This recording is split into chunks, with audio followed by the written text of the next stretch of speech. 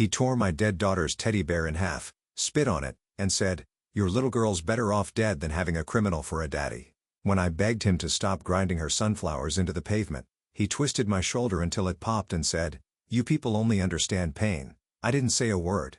That was 3 months ago. This morning, he was dragged out of his squad car, crying, with a camera crew watching.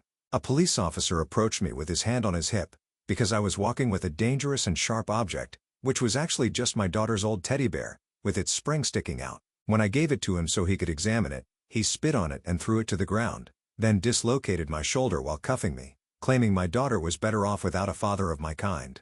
I lost my daughter 2 years ago. I started working at a children's hospital just to help kids end up not like her. I was walking to her grave after my shift on her 2-year anniversary, carrying Mr. Hoppy, her favorite teddy bear, when this patrol car screeched to a halt right beside me.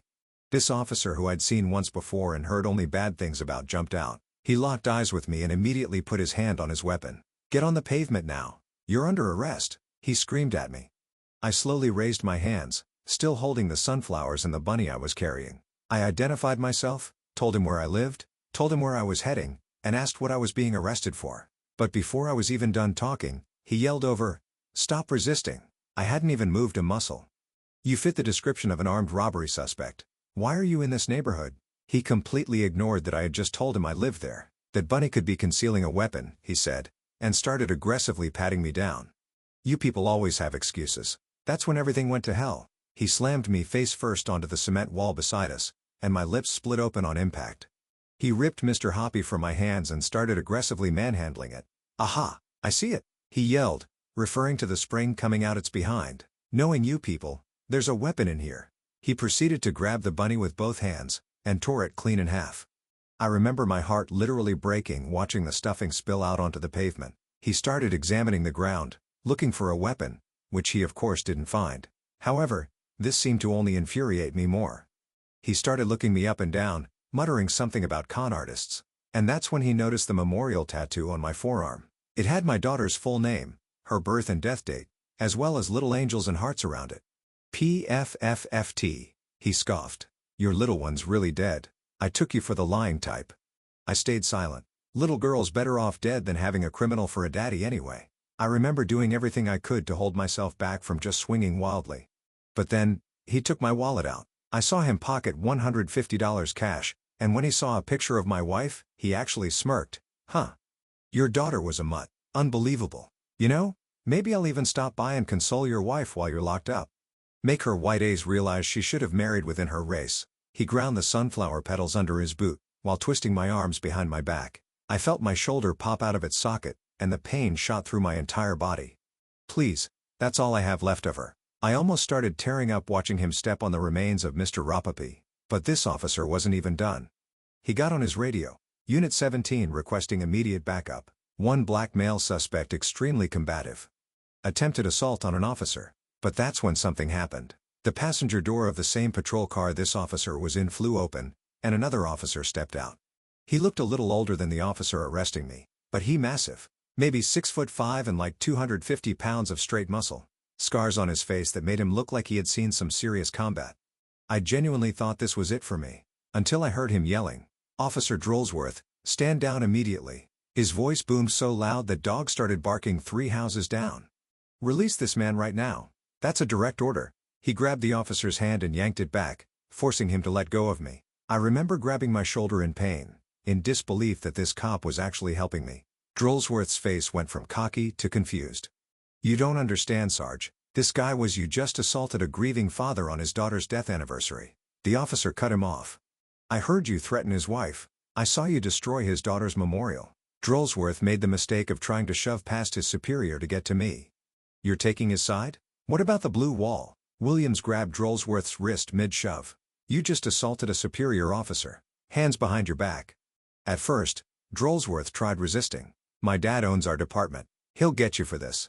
But the senior office didn't even budge. He brought him back to their vehicle by force, even socking him twice seemingly out of just pure rage. He then slammed the door on him and came back to me. He got down on the ground and carefully collected every single piece of the stuffed bunny. "Sir, I am deeply sorry.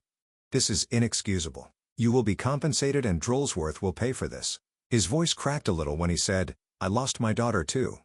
What this slimy bastard did makes me ashamed to be a cop myself. He then looked me dead in the eye. He wasn't lying though. His dad owns our department. My A's is gonna be in the crockpot now. If you have to, will you help me? I said yes, without hesitation. But unfortunately, I had absolutely no idea what I was getting myself into. The next morning, I woke up with my shoulder throbbing and my mind racing. Williams had given me his personal number before driving me home, and I found myself staring at it on the crumpled piece of paper. My wife had already left for her shift at the hospital, leaving a note reminding me to ice my shoulder. I couldn't stop thinking about what Williams meant by needing my help. I decided to call him. He picked up on the second ring and asked me to meet him at a diner on the edge of town, away from the precinct. When I arrived, he was already there, hunched over a cup of coffee in the corner booth. His massive frame barely fit in the seat, and those combat scars looked even more pronounced in the harsh fluorescent lighting. He slid a folder across the table to me. Inside were photos and incident reports, all with one name recurring: Officer Drolsworth. My stomach turned as I flipped through page after page. There were at least 7 other incidents over the past 3 years. Black men, Latino men, even a few white men who didn't look right to him. All stopped for bogus reasons, all roughed up, all had complaints mysteriously disappear. Williams explained that Drolsworth's father wasn't just high up in the department, he practically ran it. Any officer who spoke up found themselves on the worst shifts, passed over for promotions, or suddenly under investigation for minor infractions. Williams himself had already received 3 calls that morning warning him to drop this. I asked what he needed from me. He leaned forward and explained that with my testimony and medical documentation of my injuries, combined with his witness account, they might finally have enough to go to internal affairs, but it would mean going up against the entire Drolsworth machine. He warned me they would dig into my life, try to discredit me, maybe even threaten my job at the hospital. I thought about my daughter's destroyed teddy bear, now in pieces in a plastic bag on my kitchen counter. I thought about her grave, which I never got to visit yesterday. I thought about every other father who might walk that same street and meet Officer Drolsworth. I told Williams the first was in. We spent the next hour going over everything. Williams had been secretly documenting Drolsworth's behavior for months, keeping copies of reports at his home, because he knew the originals would disappear from the station. He showed me body cam footage from other incidents that had somehow been corrupted in the official files, but which he had saved. As we were leaving, my phone buzzed. It was a text from an unknown number, with a photo of my wife walking into the hospital where she worked. The message read, "Beautiful woman. Would be a shame if something happened on her walk to the car tonight." My blood ran cold. Williams saw my face change and grabbed the phone. His jaw clenched as he read it. He immediately called my wife and told her to stay inside the hospital, that he would personally escort her to her car. Then he turned to me with a look I'll never forget. Part rage, part determination. He drove me to the hospital to pick up my wife. On the way, he told me about his own daughter. She had been culled by a hammered driver 5 years ago. The driver was the son of a wealthy businessman who got him the best lawyers. He walked away with community service. Williams said that's when he realized the system was broken. But he stayed a cop because he thought he could still make a difference from the inside. At the hospital, my wife was waiting in the lobby, confused and scared. I showed her the text and watched her face go pale. Williams assured her he would have a patrol car drive by our house every hour. Officers he trusted, but we all knew that might not be enough. That night, I couldn't sleep. Every car that passed, every dog that barked, had me jumping to the window. My wife held my good arm, trying to stay calm for both of us. Around 3 a.m., I heard footsteps on our porch. I grabbed the baseball bat we kept by the bed and crept to the front door. Through the peephole, I saw Officer Drolsworth, out of uniform, spray painting something on our door. I yanked it open and confronted him. He smiled that same sick smile from yesterday and said I should have kept my mouth shut, that his daddy owned this town and I was nothing. That Williams was already being transferred to the worst precinct in the state. That my wife's safety depended on me forgetting everything that happened. I wanted to swing that bat so badly my hands shook. Why does Drolsworth's father have this much control over an entire police department? This officer acts like he's untouchable, destroying memorial items and pocketing cash right in front of another cop. Williams collecting secret evidence for months makes me wonder how deep this really goes. But I knew that's what he wanted. Instead, I took out my phone and started recording. He tried to grab it, but I stepped back. He threatened me again, more explicitly this time, saying accidents happen all the time, especially to people who don't know their place. My neighbor's porch light came on and Drolsworth quickly walked back to his car, but not before I got everything on video, including his license plate and the racial slur he'd painted on my door. I immediately sent the video to Williams and made several backup copies. The next day, Williams came by with 2 other officers he trusted. They took photos of the graffiti and took my statement. Williams looked exhausted and I could tell the pressure was already getting to him. He mentioned that 3 officers who had promised to back him up had suddenly changed their minds after late-night visits from Drolsworth Sr. We decided to file the internal affairs complaint that afternoon. Williams had gathered 12 other victims willing to testify, though most were terrified. As we walked into the IA office, I noticed Drolsworth Sr. in the parking lot, watching us with cold eyes. He didn't say anything, just stood there like a vulture. The internal affairs interview was grueling. They questioned every detail, trying to poke holes in our story. They asked why I was walking alone at night, why I had that teddy bear, whether I had been drinking. They implied that maybe I had provoked Officer Drolsworth. Williams had warned me this would happen, but it still felt like being victimized all over again. After 3 hours, we finally finished. The IA detective, a stern woman named Detective Chen, said she would review everything and be in touch. Williams walked me out, and we both knew this was just the beginning. In the parking lot, Drolsworth Sr. was still there, now talking on his phone while staring directly at us. That evening, Williams called with bad news. He had been suspended pending an investigation into conduct unbecoming an officer. The charge was that he had assaulted Officer Drolsworth during the arrest. I couldn't believe it. Williams said he expected this, that it was their first move to discredit him. He told me to be careful, that things would probably get worse before they got better. He was right. The next day at work, my supervisor called me in. Someone had made an anonymous complaint that I had been stealing medications from the children's ward. It was completely fabricated, but I had to submit to a full investigation. My locker was searched, my car was searched, and I was put on administrative leave while they investigated. My wife started getting hang-up calls at work. Our car tires were slashed while parked at the grocery store. Dead flowers appeared on our doorstep with notes saying, "For your daughter." Each incident was just vague enough that we couldn't prove it was connected to Drolsworth, but we knew. Williams kept fighting despite his suspension. He reached out to a civil rights attorney who agreed to take our case pro bono. She said we had strong evidence, but warned us that the Drolsworths had deep pockets and deeper connections. She had seen cases like this before, where the entire system closed ranks to protect one of their own. A week into our complaint, I got a call from one of the other victims who was supposed to testify. He was backing out. He said his boss had suddenly started finding problems with his work, and he couldn't risk losing his job. 2 more victims called with similar stories over the next few days. The Drolsworths were systematically destroying our case, but we also started getting unexpected support. A young officer named Martinez reached out to Williams, saying he had witnessed Drolsworth plant evidence during a traffic stop, but had been too scared to report it. A dispatcher named Janet said she had recordings of Drolsworth using racial slurs over the radio that had been ordered destroyed. Slowly, cracks were appearing in the blue wall. The turning point came when Williams discovered something in the old files. 3 years ago, Officer Drolsworth had been involved in an incident where a young black man had died in custody. The official report said it was a substance OD, but Williams found the original medical examiner's report that suggested otherwise. It had been buried, replaced with a revised version that supported the official story. We knew this was big, but we also knew it put us in even more danger. Williams arranged for my wife and me to stay with his sister outside the city for a few days, while he worked with the attorney to bring this to the right people. As we packed, I held the plastic bag with Mr. Hoppy's remains. I promised my daughter I would see this through. The night before we were supposed to leave, I made one last visit to my daughter's grave. I needed to tell her what was happening, why I hadn't been to see her. As I knelt by her headstone, I heard footsteps behind me. I turned to see Officer Drolsworth, this time in full uniform, hand on his weapon. My heart hammered as Drolsworth approached slowly, savoring the moment. He circled around me like a predator, his boots crunching on the cemetery gravel. I stayed kneeling by my daughter's headstone, calculating my options. The cemetery was deserted at this hour. No witnesses, no help coming. He stopped directly behind me, and I heard the unmistakable sound of his baton sliding from his belt. My shoulders still throbbed from our last encounter, making any sudden movement risky. I placed my hand on my daughter's headstone, drawing strength from her memory. The baton whistled through the air. I rolled sideways just as it cracked against the headstone where my head had been. The impact left a chip in the granite, desecrating her memorial. Rage flooded through me as I scrambled to my feet, but Drolsworth was already swinging again.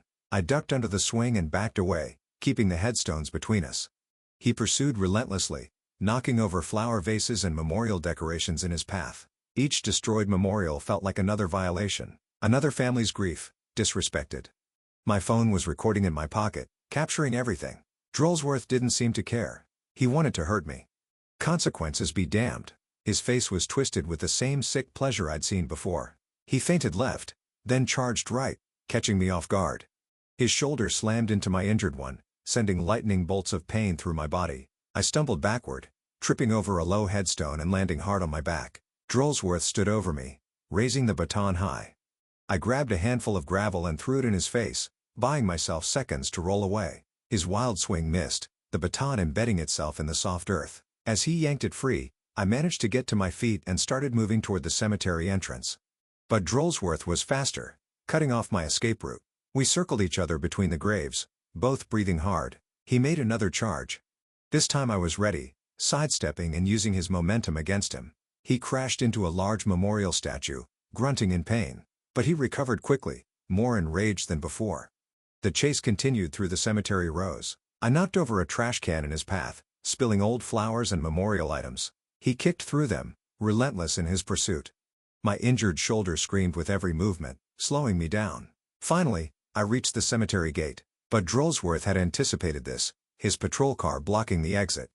I was trapped. He advanced slowly now, confident in his victory. That's when headlights flooded the cemetery entrance. Williams' truck roared up, screeching to a halt inches from Drolsworth's patrol car. Williams jumped out, his own phone already recording. Drolsworth's confidence evaporated. He quickly holstered his baton, trying to act casual. But we all knew what had almost happened. Williams positioned himself between us, his massive frame a welcome shield. The three of us stood there in tense silence. Finally, Drolsworth backed toward his patrol car, pointing at both of us with barely contained fury. He peeled out, tires squealing, leaving us in the sudden quiet of the cemetery. Williams helped me back to my daughter's grave to collect my things. The chip in her headstone from his baton made my chest tight with fresh grief. We documented the damage, adding it to our growing file of evidence.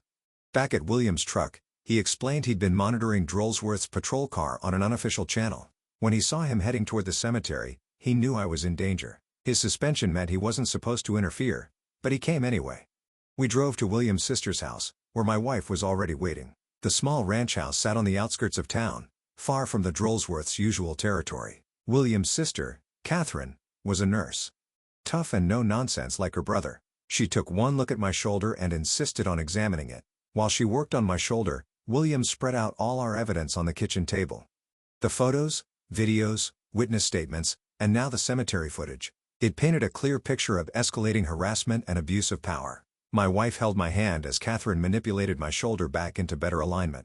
The pain was excruciating, but necessary. She fashioned a proper sling and gave me instructions for care. Throughout it all, I could see the worry in my wife's eyes. Williams' phone rang. It was Martinez, the young officer who'd offered to help. His voice was shaky as Williams put him on speaker. Martinez had just been written up for multiple violations he hadn't committed. His sergeant made it clear the write-ups would disappear if he forgot about Drolsworth. After the call, we sat in heavy silence. The Drolsworths were systematically eliminating our support. Williams slammed his fist on the table, scattering some papers. Martinez getting those fake write-ups that magically disappear if he plays nice? That's corruption with a gift receipt attached. Keep your receipt for easy returns on your morals. His frustration was palpable, but he quickly gathered himself. We spent the night planning our next moves. The civil rights attorney had suggested we needed more concrete evidence of the cover-up itself, not just Drolsworth's individual actions. Williams had an idea about accessing old department records, but it would be risky. The next morning, I woke to find Williams already gone. Catherine said he'd left before dawn to meet with someone. My wife was in the kitchen, dark circles under her eyes from lack of sleep. The stress was taking its toll on both of us. Around noon, Williams returned with Janet, the dispatcher who'd mentioned having recordings. She was nervous, constantly checking over her shoulder. She'd brought a flash drive containing audio files spanning 2 years. We listened to recording after recording of Drolsworth's radio communications. Racial slurs, threats against suspects, jokes about planting evidence. In one recording, we could hear Drolsworth Sr. in the background, laughing at his son's comments. Janet explained she'd been secretly recording after witnessing Drolsworth's behavior firsthand. She'd tried reporting it through proper channels once, but her supervisor had threatened her job. So she kept recording, waiting for the right moment. That moment seemed to be now. Janet agreed to testify if we could protect her job. Williams promised to do everything in his power, though we all knew his influence was limited while suspended. As Janet left, a news van pulled up outside. Someone had leaked our location.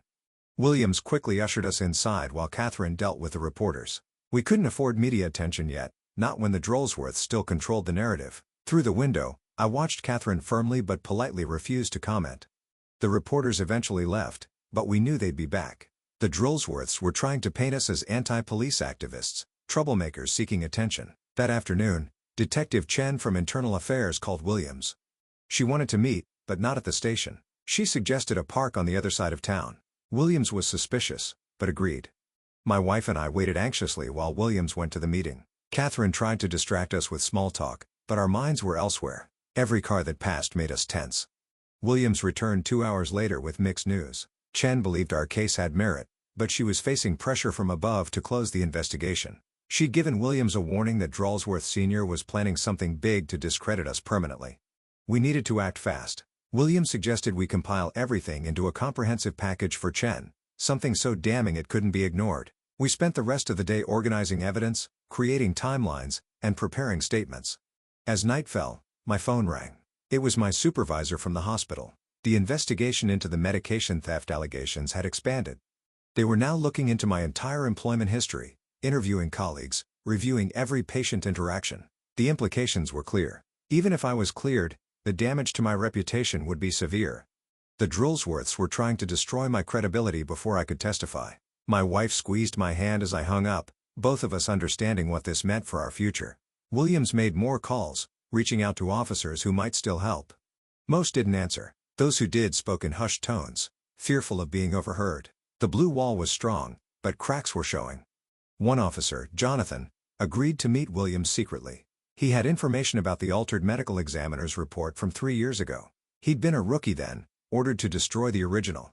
He'd kept a copy instead, hiding it all these years. The meeting was set for the following morning at an abandoned warehouse. It felt like something out of a movie, but Jonathan was too paranoid to meet anywhere public.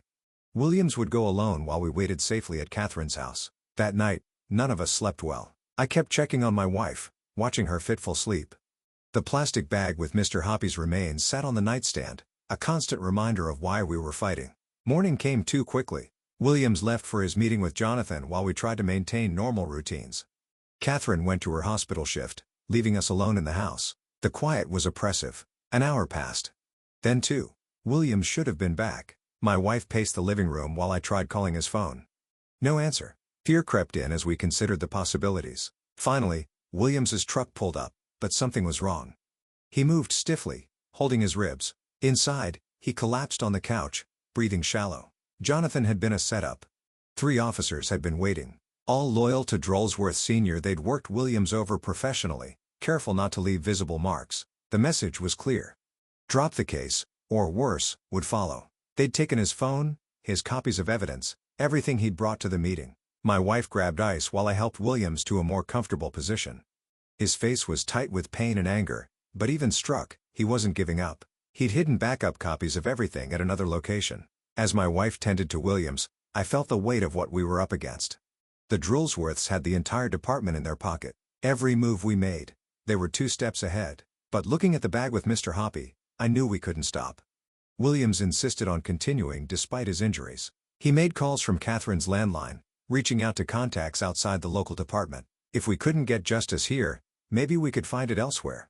One call proved promising. A state police detective Williams had worked with years ago was interested in our case. Police corruption fell under their jurisdiction, especially when local internal affairs was compromised. But they'd need solid evidence to intervene. We spent the afternoon preparing a new package of evidence. Williams moved slowly, wincing with each breath. But his determination never wavered. My wife helped organize documents while I uploaded digital copies to secure cloud storage. As evening approached, Catherine returned from her shift with troubling news. She'd overheard doctors discussing my case. The hospital administration was under pressure to terminate me immediately, not wait for the investigation's conclusion. The noose was tightening. My career, our financial stability, everything we'd built was crumbling. My wife tried to stay strong, but I could see the fear in her eyes. We were ordinary people caught in something bigger than ourselves. Williams made another call, this time to the civil rights attorney. She advised us to file a formal complaint with the state police immediately. Every day we waited gave the Drollsworths more time to destroy evidence and intimidate witnesses. But filing meant going fully public with our allegations. No more hiding at Catherine's house. No more operating in the shadows. We'd be painting targets on our backs, inviting retaliation we might not be able to handle. I looked at my wife, seeking her input. She took my hand and nodded. We'd come too far to back down now. Williams called his state police contact and arranged to file the complaint the next morning. That night, we tried to prepare for what was coming. Williams, despite his injuries, insisted on staying awake to keep watch. My wife and I lay in the guest bed, holding each other, wondering if we'd made the right choice. Around midnight, car engines roared outside. Multiple vehicles surrounded the house. Williams yelled for us to stay down as he peered through the curtains. It wasn't the police. It was civilians. Drolsworth Sr.'s unofficial muscle. They didn't try to enter, just sat in their cars with engines running. The message was clear. We were being watched, our every move monitored. Williams called 911, but the dispatcher said unless they actually did something, no units were available. We spent the rest of the night in tense vigilance. The cars finally left at dawn, but we knew they'd be back. Catherine returned from pulling a double shift to find us exhausted and on edge. Over breakfast, we finalized our plan. Williams and I would drive to the state police headquarters to file the complaint. My wife would stay with Catherine, safer here than coming with us. The separation was hard, but necessary. The 2-hour drive was tense. Williams constantly checked the mirrors, watching for tails. His ribs were still bothering him, but he refused to let me drive. He needed to feel in control of something. State Police Headquarters was an imposing building, all glass and steel. Inside, we were directed to a small conference room where Detective Nathan Catt waited. He was younger than I expected, but his eyes were sharp and attentive. For 3 hours, we laid out everything. The assault, the harassment, the cover-ups, the intimidation. Detective Catt took detailed notes, occasionally asking clarifying questions. He was particularly interested in the altered medical examiner's report. When we finished, Detective Catt leaned back in his chair. He believed us, but warned the investigation would take time. The Drolsworths had been careful, their corruption hidden behind procedure and bureaucracy. But he promised to dig deep. We left feeling both relieved and anxious. The official wheels were turning, but we still had to survive until justice came. On the drive back, Williams received a text from Catherine. My wife was safe, but worried. As we neared town, Williams' phone rang. It was Martinez, panic in his voice.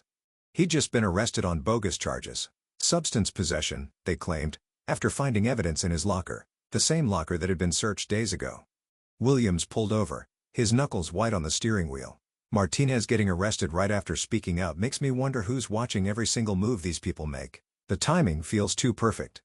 They knew exactly when to strike and what would hurt most. The Drolsworths were escalating, taking out anyone who'd shown us support. Martinez was just the first. We both knew more arrests would follow. We decided to stop at Williams' house to retrieve his hidden evidence copies before returning to Catherine's. The house looked undisturbed from the outside, but Williams approached cautiously. His police instincts were screaming danger. Inside, the house had been ransacked. Furniture overturned, drawers emptied, papers scattered everywhere.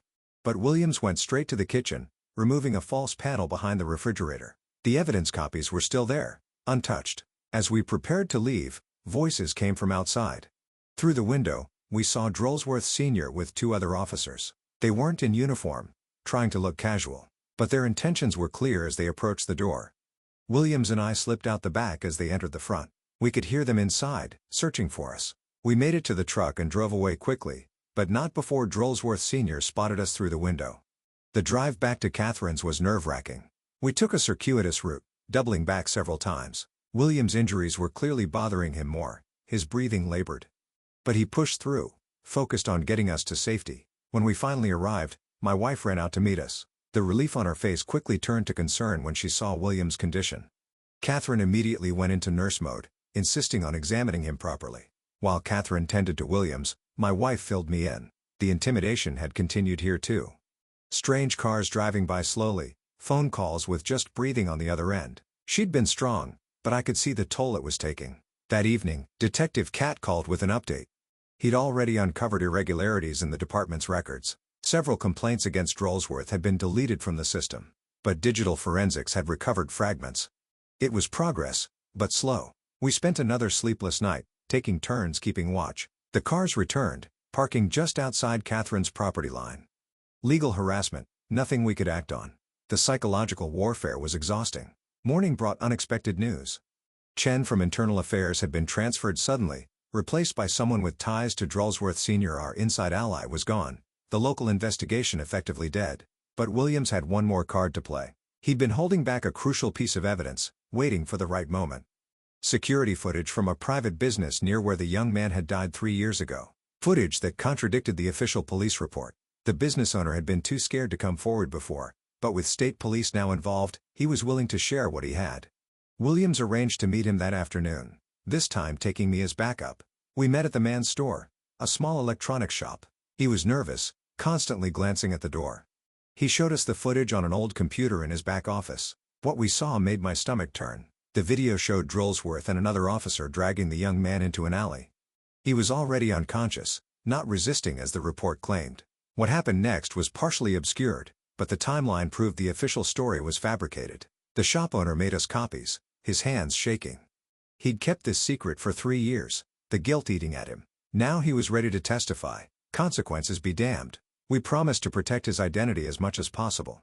Driving back with this new evidence, Williams and I felt a shift. We finally had something concrete, something the Drolsworths couldn't explain away, but we also knew this made us more dangerous to them than ever. As we pulled up to Catherine's house, we saw police cars surrounding it. My heart dropped, fearing the worst, but then Detective Cat stepped out of one of the vehicles. He'd come personally after receiving threats against our safety. Inside, my wife was being interviewed by state police officers. She was recounting every incident of harassment, every threat. Catherine stood protectively nearby, her own statement already given. Detective Cat examined our new evidence with barely contained excitement. This was the breakthrough he needed. He immediately called for a forensics team to verify the footage's authenticity. The forensics team arrived within the hour. They set up equipment in Catherine's living room, analyzing the footage frame by frame. Williams and I watched as they enhanced specific sections, revealing details we'd missed. The timestamp discrepancies alone proved the official report was falsified. Detective Cat made rapid phone calls, coordinating with his superiors. The state police were mobilizing a full investigation into the department. He warned us things would move quickly now, and the Drolsworths would likely make desperate moves. He was right. That evening, my wife received a call from her supervisor. The hospital board had voted to terminate my employment immediately, citing the ongoing investigation. No appeal process, no chance to defend myself. Just done. Williams slammed his fist on the table when he heard. Catherine put her arm around my wife as she started crying. I felt numb, watching my career evaporate because I'd stood up to corruption. But there was no time to process it. Cars pulled up outside again. This time, Drolsworth Sr. himself stepped out, flanked by 4 officers. They weren't in uniform, but their intent was clear. Williams immediately called Detective Cat. While I moved my wife away from the windows, they pounded on the door, demanding we come outside to talk. Catherine refused to open it, citing their lack of warrants. Through the window, I could see Drolsworth Sr.'s face contorting with rage. He gestured to his men, who spread out around the house. Williams positioned himself by the front door, while I watched the back. My wife and Catherine huddled in the hallway, away from any windows. The standoff stretched on, tension mounting with each passing minute. Then we heard glass breaking. One of the officers had smashed the garage window. Williams immediately called 911, reporting a break-in in progress. The dispatcher hesitated, clearly recognizing the address, but Williams insisted they send units. Drolsworth Sr. must have realized his mistake. He called his men back, but not before one had climbed partially through the window. We had it all on Catherine's security cameras. Evidence of attempted forced entry by off-duty officers. They retreated to their vehicles, but didn't leave. We could see them talking animatedly. Drolsworth Sr. on his phone. Williams suspected he was trying to get friendly units dispatched to handle the 911 call. 20 minutes later, 2 patrol cars arrived. But instead of city police, they were state police units. Detective Cat had intercepted the call and sent his own people. Drolsworth Sr.'s face went pale as the state officers approached him. The state officers took our statements and reviewed the security footage. They documented the broken window and attempted entry. Drolsworth Sr. tried to claim they were conducting a welfare check, but the evidence said otherwise. As the state police prepared to leave, taking copies of the security footage, Drolsworth Sr. made one last attempt. He approached me directly, the state officers watching closely. He leaned in close, his voice low and threatening. He made it clear that this wasn't over, that I destroyed my life for nothing, that his son would walk free while I'd lost everything. His breath smelled of alcohol, and his hands shook with barely controlled rage. The state officers had to physically separate us. After they left, we sat in Catherine's kitchen, exhausted. My wife held my hand tightly, both of us processing how much we'd lost already. Williams, despite his injuries, remained determined. He reminded us that we now had state police protection and solid evidence. Detective Cat called with updates throughout the night. The state police had opened a formal investigation into the entire department. They'd already found more deleted records, more covered-up complaints. The pattern of corruption went deep. The next morning brought a surprise. Janet, the dispatcher, arrived at Catherine's house with a box of additional recordings. She'd been fired the night before, but not before copying years of archived communications. She'd documented everything. We spent hours going through the recordings. Each one added another piece to the puzzle. Drolsworth's raucous comments, his father covering for him, other officers participating in the cover-ups. It was systematic, organized corruption. Williams coordinated with Detective Cat to secure all the evidence. We made multiple copies, storing them in different locations. The state police arranged for secure transport of the originals to their evidence facility. That afternoon, Martinez was released on bail. The state police had intervened, recognizing the arrest as retaliation. He came straight to Catherine's house, shaken, but determined to testify. His arrest had only strengthened his resolve. More officers began reaching out to Williams. The state police investigation had emboldened them. They shared stories of being pressured to stay silent, of witnessing abuse they couldn't report. The blue wall was cracking. 3 days into the state investigation, Detective Cat arrived with significant news. They'd arrested Officer Drolsworth on multiple charges, including assault, civil rights violations, and evidence tampering. The security footage from the cemetery had been particularly damning. Drolsworth Sr. tried to interfere with his son's arrest, but the state police weren't intimidated. They had jurisdiction and evidence. Watching him realize his power had limits was a moment I'll never forget. The arrest triggered a cascade of events. More officers came forward with information. The state police expanded their investigation to include the entire command structure. Internal documents were seized, computers impounded. Williams was officially reinstated by the State Police Oversight Board. His suspension was reversed, his record cleared. He stood taller when he got the news, some of the weight lifting from his shoulders. My wife and I discussed our options. Without my hospital job, we'd need to make changes. But she remained supportive, reminding me why we'd started this fight. For our daughter's memory. For other families who might face the same treatment. A week later, Drolsworth Sr. was arrested. The investigation had uncovered years of corruption, cover-ups, and abuse of power. He'd protected not just his son, but other problematic officers, creating a culture of impunity. The shop owner who'd provided the crucial footage came forward publicly. His testimony about the young man's death 3 years ago led to that case being reopened. The truth was finally coming to light. Detective Cat kept us informed as more arrests followed. Officers who'd participated in cover-ups, supervisors who'd destroyed evidence, administrators who'd enabled the corruption. The department was being cleaned out. Williams was promoted to sergeant, tasked with helping rebuild the department's integrity. He asked me to serve on a civilian oversight committee being formed. Despite everything we'd lost, we had a chance to create real change. The civil rights attorney helped me file a lawsuit for wrongful termination and harassment. The hospital, facing public pressure, offered a settlement and reinstatement. I accepted the position, but not the money. It wasn't about profit. My wife and I visited our daughter's grave together. The chip in her headstone had been professionally repaired, paid for by an anonymous donor we suspected was Williams. I placed new sunflowers and a small stuffed rabbit, not a replacement for Mr. Hoppy, but a new memorial. Standing there, my wife squeezed my hand. We'd survived.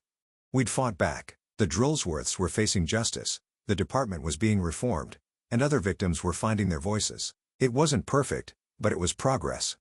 Williams joined us at the cemetery, bringing his own flowers. He stood quietly, understanding the weight of the moment. Together, we'd honored our daughter's memories by refusing to let injustice stand. The months ahead would bring trials, testimony, and continued challenges. The system wouldn't change overnight, but in that moment, at my daughter's grave, I felt something I hadn't in a long time.